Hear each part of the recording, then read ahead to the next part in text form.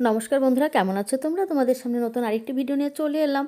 তো আজকে আমাদের শিবরাত্রির উপবাস ব্রত, তো আমরা মন্দিরে যাচ্ছি।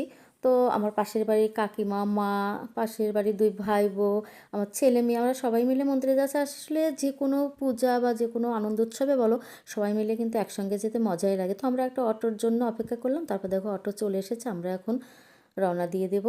আর আমাদের এই শ্মশানের যে মন্দিরটা রেল লাইনের ধারেই, আমরা রেল লাইনের পার ধরে যাচ্ছি গাড়ির থেকে নেমে।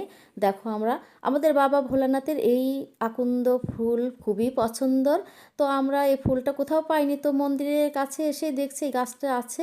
তো এখান থেকে আমরা কিছু ফুল সংগ্রহ করে নিচ্ছি, তারপরে মন্দিরে যাব।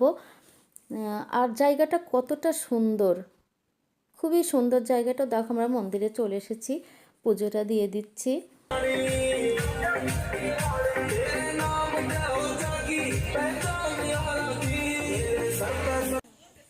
কি হয়েছে বাবা, মন খারাপ কেন? আসো।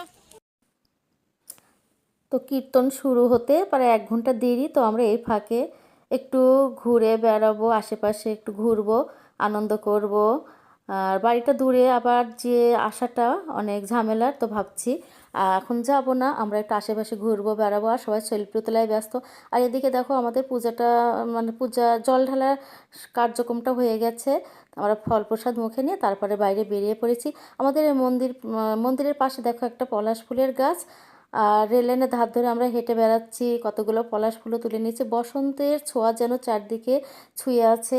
তো তারপরে আমরা দেখছি একটা ট্রেন আসছে, তো বেশ আনন্দ লাগছে, খুবই আমরা আনন্দ করছি। তো আমরা তারপরে কি করলাম, মন্দিরে চলে এলাম, কীর্তন শুরু হয়ে গেছে, দেখো কত মানুষের সমাগম হয়েছে। তারপরে আমরা প্রসাদ গ্রহণ করে বাড়িতে চলে যাচ্ছি। তো কেমন লেগেছে ভিডিওটা অবশ্যই কমেন্টে জানিও, যদি ভালো লেগে থাকে তাহলে আমার চ্যানেলটিতে সাবস্ক্রাইব করে